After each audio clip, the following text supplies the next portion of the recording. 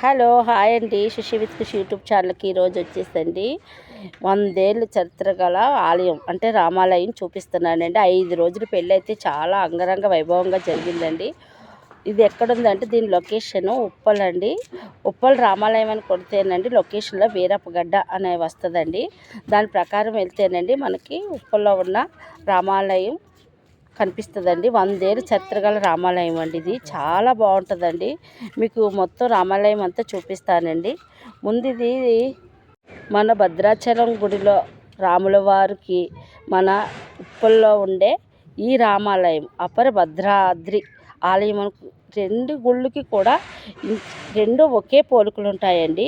మనం అక్కడికి వెళ్ళినంత పుణ్యం ఎలా వస్తుందో మనం ఇక్కడ వచ్చిన రామాలయంలో కూడా అంతే పుణ్యం జరుగుతుందండి.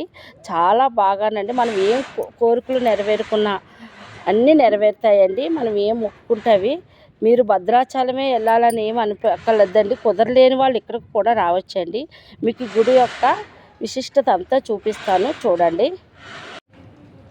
అందరి బంధువయ్యా భద్రాచల రామయ్య, ఆదుకునే ప్రభువయ్యా అయోధ్య రామయ్య. అందరి బంధువయ్యా భద్రాచల రామయ్య, చేయూతనిచ్చేవాడయ్య మా సీతారామయ్య. చేయూతనిచ్చేవాడయ్య మా సీతారామయ్య, కోర్కెలు తీర్చేవాడయ్య కోదండ రామయ్య. అందరి బంధువయ్యా భద్రాచల రామయ్య, ఆదుకునే ప్రభువయ్యా అయోధ్య రామయ్య. చూడండి లోపలికి వెళ్తున్నాను గుళ్ళోకి. చూడండి ఇదంతా ఎలా ఉంది. ఇది ఎన్నో సంవత్సరాలు 500 సంవత్సరాల చరిత్ర గలదటండి టెంపుల్. చాలా గజ స్తంభం చూడండి ఎలా ఉందో. ఒక గజస్తంభము రాయితో కట్టిందండి. ఇప్పుడైతేనండి పంచలోహాలతోటి అలాగే వాటితో వస్తుంది. ఇది రాయితో కట్టింది మన పాత కాలంలోది. చూడండి ఇక్కడ ఎంట్రన్స్ ఆంజనేయ స్వామి. ఈ ఆంజనేయ స్వామి తర్వాత ఇక్కడ వినాయకుడు కూడా ప్రతిష్ఠించబడింది. చాలా మంచిగా అనిపిస్తుంది. ఇది ఇక్కడ ఎవరోనండి ఫ్లాట్లోని పోలీస్ ఆయన ఇల్లు కట్టుకుంటుంటే ఆ ఫ్లాట్లోని దొరికిందంటండి ఆంజనేయ స్వామి.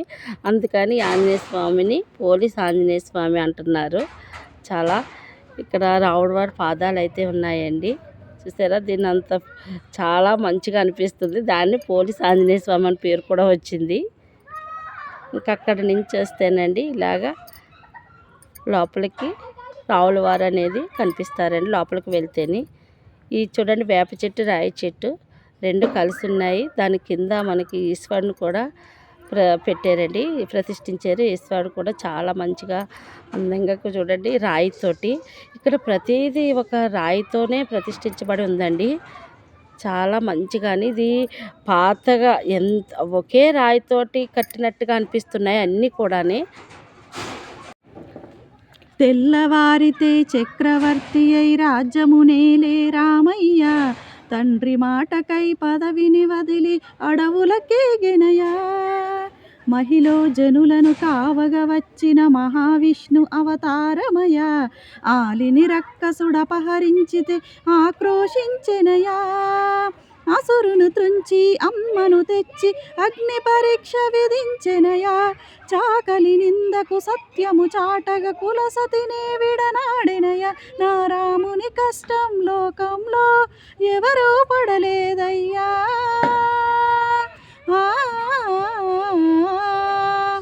నా రాముని కష్టం లోకంలో ఎవరూ పడలేదయ్యా. సత్యం ధర్మం త్యాగంలో అతనికి సరిలేరయ్యా. కరుణా హృదయుడు శరణను వారికి అభయమొసగునయ్యా. అందరి బంధువయ్యా భద్రాచల రామయ్య. ఇక్కడ నుంచి అండి ఇంకా లోపలికి వెళ్తే మనకి రావుల వారి దర్శనం కనబడుతుందండి. చాలాని ఇంకా 5వ రోజు కదండి ఇక్కడ పెళ్ళిళ్ళు మంచి 5వ రోజు పెళ్ళి చాలా బాగా జరిగిందండి. చాలా అంగరంగ వైభవంగా పిల్లలు అయితే నృత్యాలు అన్నీ చేశారండి. ఇప్పుడు ఈ రావుల వారి కథ అయితే చెప్తాను చూడండి. ఇక్కడ ఫస్ట్ అండి రావుల వారిని విగ్రహాన్ని ప్రతిష్ఠించారండి. అది దొంగిలించారటండి. మళ్ళీ తర్వాత ఆంజనేయ స్వామి విగ్రహాన్ని ప్రతిష్ఠించారంట, అది కూడా దొంగిలించారటండి. మళ్ళీ అలాగే సీతాదేవిని కూడా ప్రతిష్ఠించారంట, అలాగే దొంగిలించారండి. అలా దొంగిలించిన తర్వాత అండి కడకి ఎలాగైతే ముగ్గురిని ప్రతిష్ఠించండి, గుడి అయితే పూజలు అయితే చాలా బాగా జరుగుతున్నాయండి. అయ్యో సారీ అండి, ఈరోజు హనుమాన్ జయంతి, నేను వీడియో చేస్తున్నాను కదా, హనుమంతుడు అనేసాను. లక్ష్మణ్ని దొంగిలిస్తా, లక్ష్మణ్ని కూడా మళ్ళీ ప్రతిష్ఠించారు. అయితే ఇప్పుడు శ్రీరాముడిది అంటే సీతమ్మ వారిని ఎలా తీసుకొచ్చారంటే, ఒక పూలు అమ్మే ఆవిడ సీతమ్మని చూడగానే తన కూతురులాగా భావించుకొని ఒక పూల బుట్టలో పెట్టుకొని బేగం బజార్లో ఉన్న వైష్ణవ సాంప్రదాయానికి చెందిన ఆవిడ పూల బుట్టలో సీతమ్మదేవిని తీసుకొని వెళ్ళిన తర్వాత అక్కడ రోజు పొద్దున్న లేస్తే చాలు ఆ సీతాదేవికి పూజలు పునస్కారాలు అన్నీ చేసుకుంటూ తననే సొంత బిడ్డలాగా భావించుకొని చేసుకుంది. ఎందుకంటే తనకి ఆల్రెడీ ఒక ఆడబిడ్డ పుట్టి చనిపోయింది. ఈ సీతమ్మ దేవిని ఇక్కడ ఆలయంలో చూడగానే తనే తన బిడ్డగా భావించుకొని ఆ పూల బుట్టలో పెట్టుకొని బేగం బజారుకి తీసుకొని వెళ్ళింది. అయితే అప్పుడు ఆ సీతాదేవి తన బిడ్డగా భావించుకొని పెంచుతూ వస్తుంది. అప్పుడు లక్ష్మణదాస్ గారు, అరే ఇక్కడ రామయ్య ఉన్నాడు, మరి సీతాదేవి ఎలా తీసుకురావాలని మళ్ళీ ఆ వైష్ణవ సాంప్రదాయం గల ఆమె దగ్గరికి వెళ్ళి, అమ్మ నువ్వు ఇంతగానం అల్లారు ముద్దుగా పెంచుతున్నా నీ బిడ్డ అనుకొని భావిస్తున్న ఈ సీతాదేవికి పెళ్ళి చేయాలి కదా, చేయకపోతే ఇరుగు పొరుగు ఏమంటారో అనుకొని ఈమెని అడగడం జరిగితే అక్కడ రాముడు ఉన్నాడు, మాకు మంచి వరుడు, ఆ వరుడిని తీసుకొచ్చి మీ సీతాదేవికి పెళ్ళి చేద్దామంటే, అవునా సరే తీసుకురండి అంటే మళ్ళీ రాముడిని తీసుకొని ఆమె దగ్గరికి తీసుకెళ్తే సీతాదేవికి రాముల వారికి అప్పుడు కళ్యాణం చేసిరు. అప్పటి నుండి ఈ ఉప్పల్ రామాలయంలో కళ్యాణ మహోత్సవం అనేది ప్రతి ఏడు జరుగుతూ ఉంది. కళ్యాణం చూతమురారండి, శ్రీ సీతారాముల కళ్యాణం చూతమురారండి. ఒకే మాట ఒకే బాణం రాముడు, ఒకే వనిత మా సీత సుమండి, కళ్యాణం చూతమురారండి. ఉదయ సూర్యుడే సింధూరంగా, జాబిలమ్మ సిగ మల్లికగా, ఆమది చిగురుల మధు పట్టాదులు రామచిలకలే మంత్రము చదువగా, రాముని దోసిట హరివిల్లాలే సీత గుప్పిట సిరి మల్లికలుగా, తలతల తారలు తలంబ్రాలుగా కన్నె దంపతులు కలనీనాలుగా, కళ్యాణం చూతమురారండి, శ్రీ సీతారాముల కళ్యాణం చూతమురారండి. చూసారా అండి, ఇగోండి గోడల మీద సీతారాములతో బొమ్మలు ఎంత బాగా చెక్కబడి ఉన్నాయో, మొత్తం రాయితోటే చెక్కినవండి ఇవన్నీ కూడా. చూడండి గుడి అంతా కూడా ఎంత ప్రశాంతంగా, ఎంత కలకా వైకుంఠం కింద ఉందండి. చాలా పైన చూడండి, గుడి మీద పైన ఎలా చాలానే సీతారాములు వచ్చి కూర్చున్నట్టే ఉంటారండి. ఒకసారి మీకు ఎప్పుడైనా ఖాళీ ఉంటేనండి అలా వెళ్ళేటప్పుడు కూడా చూడండి. ఇగోండి ఇక్కడ దత్తాత్రేయ స్వామిని చూడండి, ఇది కూడా చాలా బాగా అందంగానే ప్రతిష్ఠించారండి దత్తాత్రేయ స్వామిని కూడానండి. గుడి సాయిబాబా గురుపాదాలు కూడా అక్కడ ఉన్నాయండి. చూడండి ఇక రాముల వారు అయితేనండి ముగ్గురు కూడా, రాముడు లక్ష్మణుడు సీతాదేవి ఎంత అందంగా ఉన్నారో చూసారండి. ఇక్కడ పిల్లలు చూడండి నృత్యాలు ఎంత బాగా ప్రదర్శిస్తున్నారో. ఆ పెళ్ళి అంటేనండి ఇక ఈ రామాలయంలో 5 రోజులు కూడా చాలా వైభవంగా మనం ఇంట్లో ఎలా చేసుకుంటామో అంతకంటే ఎక్కువగానండి పెళ్ళి ఆర్భాటాలు చాలా బాగా జరిగినాయండి. పిల్లలు అయితే చాలా చక్కగానండి డ్యాన్సులు అయితే చాలా బాగా వేశారండి. చూడండి మీరే చూడండి, ఇక్కడ అయితేనండి ఎంతో జనం అండి. ఇప్పుడు కళ్యాణంలో పాల్గొన్న వాళ్ళు చాలామంది అండి, చాలా వచ్చారండి.